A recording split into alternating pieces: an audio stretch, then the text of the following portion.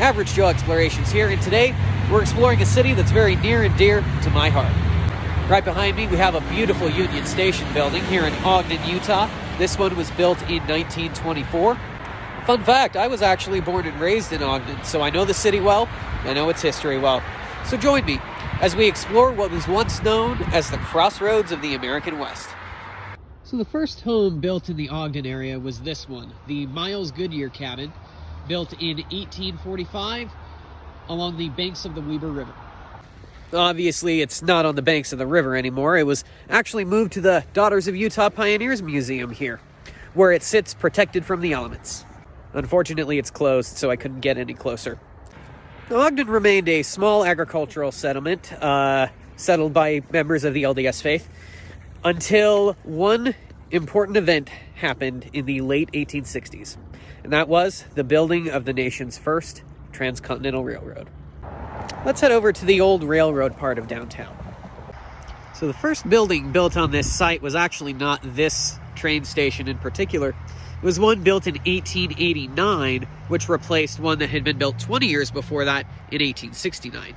The 1889 one was a very big, ornate building, and unfortunately it was destroyed in a fire in 1923. And this one was built in its place in 1924. Ogden was the junction point for the Union Pacific and Central Pacific Railroads, as well as later the Utah Central Railroad, the Utah Southern Railroad, the Denver and Rio Grande Western Railroad, the Oregon Short Line Railroad, etc., etc., which is why it was known as the Crossroads of the West. As it was said, you couldn't go anywhere without coming through Ogden. Nowadays, the old train station is home to several museums, including a firearms museum, the official State Railroad Museum, and a vast collection of rolling stock, diesel and steam locomotives. Now, of course, Ogden is very famous for its historic 25th Street, which was built up as 5th Street in the 1860s and into the 1870s, was later renamed 25th Street, and earned the nickname Two-Bit Street, both for its 25th Street designation, 2 bits being 25 cents, and because allegedly you could do anything, and I do mean anything, on this street for 2 bits. 25th Street was quite a wild place for a number of decades. The commercial part of the street spanned over 3 city blocks and included numerous saloons, gambling halls, stores, anything you can really think of. And since the early 2000s, the street has been going through a cleanup and revitalization project. As you can see back there, they're still building new buildings out here. During Prohibition, it's said that there were an elaborate system of tunnels underneath 25th Street that ran from Union Station all the way down to the Bigelow Hotel, which we will be seeing here in a minute. Now, it's not officially confirmed historical fact, but local legend says that Al Capone used to come through Ogden, and he was once quoted as saying Ogden was too wild a town for him to set up any sort of business ventures out here. And while that might just be local legend, it certainly does speak to how wild Ogden was during that time period. One of the last remaining vestiges of Ogden's seedier past can be found on the second block of 25th Street. This seemingly random alley entrance is all that's left of what was known as Electric Alley. And as we walk through here, you can kind of imagine just the numerous people that have walked through here with the hopes of scoring, a little bit of time. Right where this parking lot now stands, there used to be cribs, as they were called, little brick shacks, 8 feet by 8 feet, where the working girls would conduct their business. They paid fees to the city every month in order to stay in business, as did the Madame Belle London, whose name, in fact, is on the front of this building right here. It says London Ice Cream Parlor and was named after her. Electric Alley was Ogden's red light district, and it ran from about the 1870s until about the 1910s.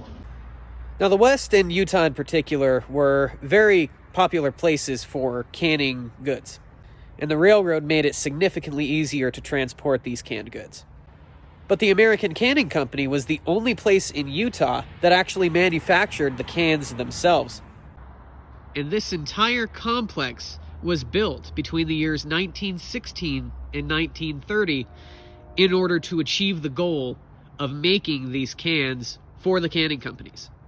I'm going to take you on a short walk through this industrial park. Now, a lot of these buildings have been repurposed for more modern uses, but as we walk, just kind of keep in mind how long we're walking, how far we're walking, and you'll get a really good idea of the scope of this can-producing operation. So this building was one of the first ones built. It was built around 1920. I'm going to take you on a short walk through this industrial park. Now, a lot of these buildings have been repurposed for more modern uses, but as we walk, just kind of keep in mind how long we're walking, how far we're walking, and you'll get a really good idea of the scope of this can-producing operation. All of the buildings here, with the exception of one, were built to be connected to each other. But each one is unique in terms of its architectural style and structure. When the new buildings were built, each one was intended to be a slight improvement on its predecessor. In the interest of not making this completely boring, I'll go ahead and cut this off soon. But as I said, this kind of gives you a good idea of the scope of this operation. And if we were to continue walking, we would have that entire distance to go before we reached the end of the canning complex. The canning industry was not the only industry in Ogden that saw a boom around the turn of the century. As a matter of fact, Ogden became the sheep capital of the West. By 1916, the city of Ogden had the largest stockyard for sheep, cattle, hogs, and other livestock west of Denver, Colorado. More than 70 acres was set aside for this purpose, and that's where we are right now. This old but very beautiful building was the Ogden Union Exchange Building. This is where livestock changed hands, was auctioned off, and was shipped off to other markets. There were over 70 acres behind this building here. And those 70 acres were used for the purpose of maintaining the livestock that moved through the city. Now, the stockyard saw a sharp decline in the 1960s. This is because people preferred to buy the livestock from the growers directly rather than through third-party sellers here. Denver stockyard closed in 1970, and the Ogden stockyard followed shortly after, around the beginning of 1971. There were a few groups that continued to auction livestock on a smaller scale up until about the 1980s, early 1980s.